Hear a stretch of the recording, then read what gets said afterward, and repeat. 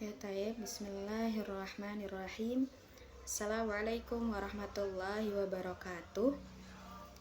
Alhamdulillahi rabbil alamin. Wabihi nasta'in ala umurid dunya waddin. Wassalatu wassalam ala ashrafil anbiya'i wal mursalin. Wa ala alihi wa sahbihi ajma'in, amma ba'd. Alhamdulillah, segala puji bagi Allah, Tuhan semesta alam, yang telah memberikan banyak kenikmatan kepada hambanya dalam kehidupan ini. Bahkan dari bangun tidur sampai mau tidur lagi, tidak akan pernah bisa kita hitung nikmat yang sudah diberikan oleh Allah Subhanahu wa Ta'ala. Maka kita ucapkan syukur kita dengan lisan kali ini, yaitu dengan mengucapkan Alhamdulillahirabbil alamin. Kemudian juga kedua kalinya, salat serta salam semoga senantiasa tercurahkan kepada baginda Nabi Muhammad Sallallahu Alaihi Wasallam, sang teladan terbaik sepanjang masa, yang perlu kita teladani sikapnya, bahkan sudah memperjuangkan banyak hal gitu ya untuk kita sebagai umat muslim khususnya, sehingga bisa merasakan Islam dengan selamat, dengan damai gitu ya, khususnya di negara Indonesia. Kemudian selanjutnya yang saya hormati yakni pengampu dari mata kuliah pengkajian kitab, yaitu Ustadz Bukhari. Pun juga yang saya hormati dan saya sayangi yaitu adalah para penonton yang nantinya akan melihat video ini. Sebelum kita buka, mari kita memberikan hadiah gitu ya kepada pengarang kitab yang akan kita bahas, yaitu adalah kitab Sirajul Munir, tafsir dari Sirajul Munir. Kita bacakan surah Al-Fatihah ala hadiniyah bi Al-Fatihah. A'udzubillahi minasyaitonirrajim. Bismillahirrahmanirrahim. Alhamdulillahi rabbil alamin, arrahmanirrahim, maliki yaumiddin, iyyaka na'budu wa iyyaka nasta'in, ihdinas siratal mustaqim, siratal ladzina an'amta 'alaihim ghairil maghdubi 'alaihim waladdallin. Amin. Melanjutkan dari pembahasan yang ke-16 ya, Al-Maqam As-Sadisata Asyar, yaitu pembahasan pada pembagian yang ke-16 terkait dengan akhlak dari Nabi Muhammad SAW. Mempelajari Nabi Muhammad SAW adalah pembelajaran yang panjang yang tidak akan pernah terhenti, bahkan setiap masa itu akan terus dijadikan penelitian, kemudian juga pengembangan gitu ya, karena memang keteladanan beliau yang sangat luar biasa sehingga menciptakan peradaban yang luar biasa pula dari zaman jahiliyah kemudian menjadi zaman yang penuh cahaya gitu ya. Dari mungkin kita melihat gitu ya bahwasanya memang pada zaman sebelum ada Nabi Muhammad SAW itu adalah zaman kegelapan yang dimana orang-orang banyak sekali melakukan kejahatan gitu ya, yang tidak memperhatikan nilai-nilai kemanusiaan, seperti misalnya kesetaraan yang tidak sama itu ya, kesetaraan dan hak antar manusia dalam kehidupan bersama gitu ya. Misalnya orang yang kaya semakin kaya, orang yang miskin semakin miskin dikarenakan penindasan terhadap orang yang lebih rendah, dan kasta sangat begitu kuat gitu ya pada zaman dari Nabi Muhammad SAW belum hadir. Dan akhirnya Nabi Muhammad SAW hadir dengan membawa Quran yang menyempurnakan dari kitab-kitab sebelumnya, kemudian Islam yang menjadi agama terakhir yang menyempurnakan agama dari agama-agama yang sebelumnya dan menjadi agama resmi gitu ya sampai akhir zaman nanti di sisi Allah Subhanahu wa Ta'ala. Kita mengetahui bahwasanya akhlak dari Nabi Muhammad SAW adalah akhlak Quran ya. Jadi disebutkan ya bahwasanya Nabi Muhammad SAW adalah Quranan yamshi atau Quran yang berjalan. Akhlaknya Rasul adalah akhlak Al-Quran, akhlaknya Rasul tidak bisa dihitung sebagaimana kenikmatan gitu ya. Bahkan ada cerita bahwasanya ada seseorang bertanya kepada Ali bin Abi Thalib terkait dengan akhlak Rasul. Nah, kemudian Ali bin Abi Thalib menjawab, bahkan bertanya balik ya kepada orang tersebut, apakah kamu bisa menghitung nikmatnya Allah? Nah, kemudian orang tersebut menjawab, tentu saja tidak bisa gitu ya. Nah, kemudian Ali melanjutkan perkataannya bahwasanya sebagaimana nikmat Allah Subhanahu wa taala yang tidak bisa dihitung, begitu pula akhlak Nabi Shallallahu alaihi wasallam juga tidak bisa dihitung. Karena saking banyaknya dan kebaikan-kebaikan dari akhlaknya pun juga banyak gitu ya. Kita mengetahui bahwasanya Rasulullah Shallallahu alaihi wasallam merupakan kenikmatan yang musdah. Ini ada dalam firman Allah Subhanahu wa taala, wa in ta'uddu ni'matallahi la tuhsuha. Jadi apabila kalian mencoba menghitung nikmatnya Allah, maka kalian tidak akan pernah bisa menghitungnya karena saking banyaknya gitu ya. Jadi tidak bisa terhitung. Allati la tuhsa wa la tu'addu hiya ni'matallahi 'alaina bi Rasulillahi sallallahu alaihi wasallam. Dan kenikmatan yang tidak bisa dihitung, tidak bisa diungkapkan. Nikmatnya Allah kepada kita itu berupa nikmat adanya Rasulullah Shallallahu alaihi wasallam. Jadi nikmat paling besar seorang hamba itu adalah Rasulullah Shallallahu alaihi wasallam. Nah, kemudian dikatakan ya dari Imam Ibnul Azaim bahwasanya terkait dengan hadis Aisyah ketika ditanya tentang bagaimana sih akhlaknya Rasulullah Shallallahu alaihi wasallam. Nah, kemudian Sayyidah Aisyah radhiyallahu anha menjawab bahwasanya akhlaknya beliau adalah akhlaknya Quran gitu. Jadi memang akhlaknya Rasul itu adalah Quran itu sendiri. Jadi kalau kita melihat kembali ya bahwasanya makna-makna Al-Quran itu tidak pernah habis, sehingga perlu terus dipelajari gitu ya sesuai dengan zamannya gitu, supaya bisa terus hidup. Apalagi kita mengetahui bahwasanya Quran itu sholih likulli zaman wa makan. Jadi bisa diterapkan di kapanpun ya, dimanapun, kapanpun, bahkan siapapun ya, tergantung dengan konteks ya yang ada. Jadi tidak pernah habis. Bahkan kalau kita melihat Quran yang hari ini kita baca itu akan berbeda dengan minggu depan.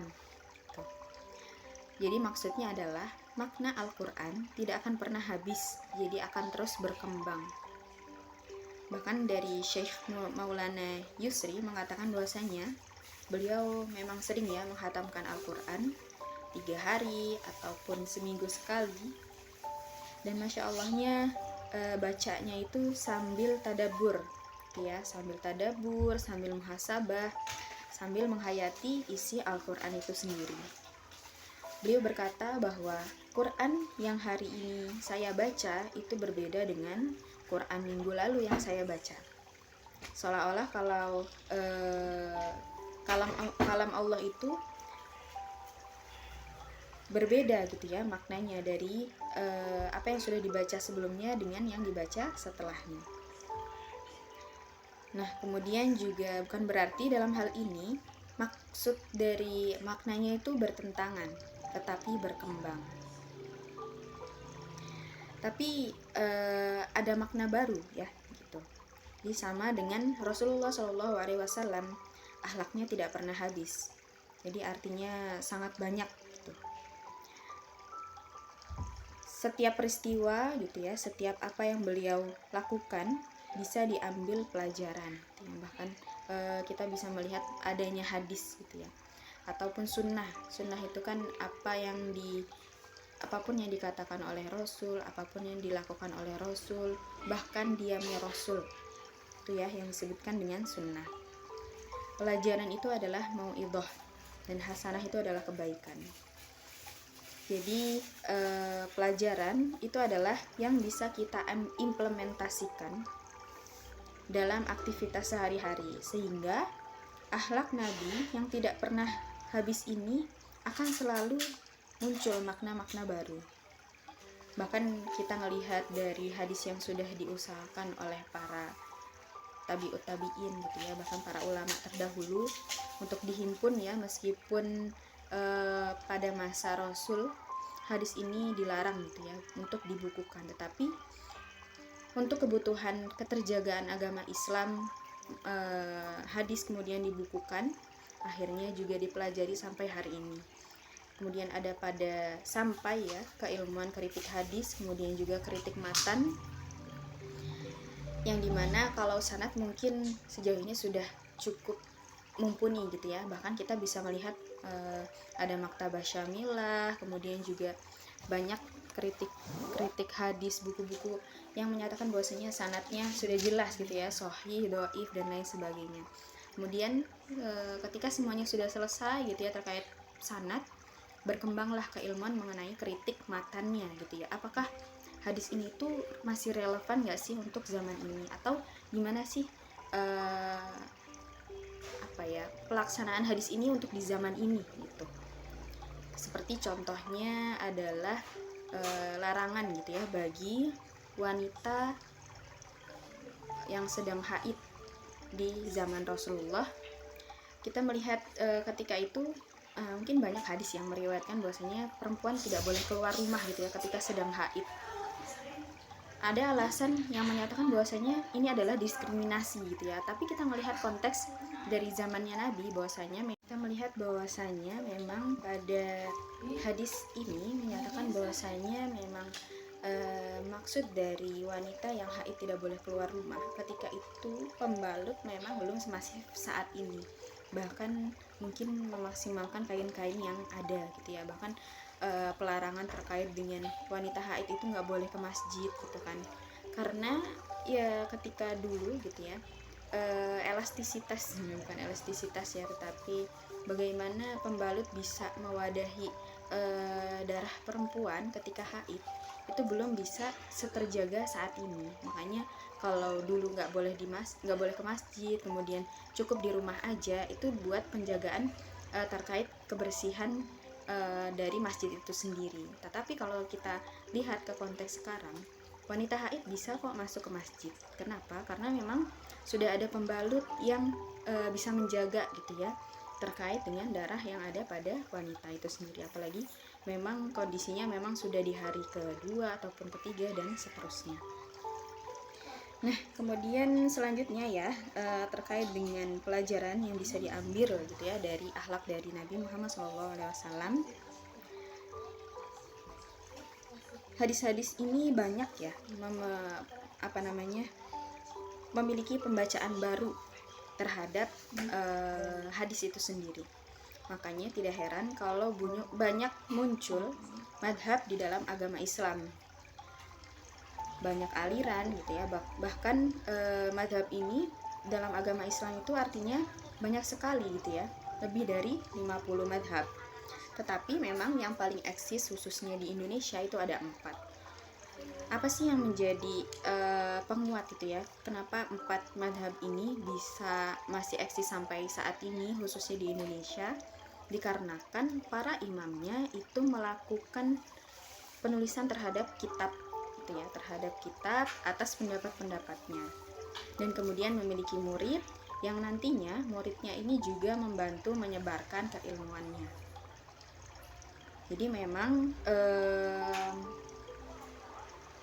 sebenarnya memang ada banyak gitu ya terkait madhab, tetapi memang yang paling eksis ada 4 khususnya di Indonesia, dan itu lebih kepada penguatan terhadap sunnahnya atau sunni ya. Makanya kalau untuk Syiah untuk di Indonesia sejauh ini belum terlalu banyak gitu ya. Nah, kemudian setiap madhab tentu memiliki pembacaan yang berbeda terhadap Quran dan Sunnah dalam banyak hal gitu ya. Contohnya tadi ada pada wanita yang haid. Wanita yang haid menurut Imam Syafi'i gitu ya, karena mungkin pada zamannya Imam Syafi'i ketika itu masih klasik gitu ya, perempuan tidak boleh duduk di masjid gitu ya, dikhawatirkan ya itu tadi ketika zaman kita kilas balik gitu ya ke zaman para ulama terdahulu, memang terkait dengan pembalut dan lain sebagainya itu masih terbatas, sehingga jika dilihat untuk saat ini banyak melakukan banyak melewati penyesuaian. Nah, kemudian kalau kita lihat juga gitu ya terkait dengan akhlaknya Rasulullah Shallallahu Alaihi Wasallam, kita bisa melihat akhlak beliau terhadap anak-anak kecil. Nah, mohon kita melihat Nabi Muhammad memiliki 2 cucu, Hasan dan Husain. Bahkan ketika itu Rasulullah Shallallahu Alaihi Wasallam sedang mengimami di masjid.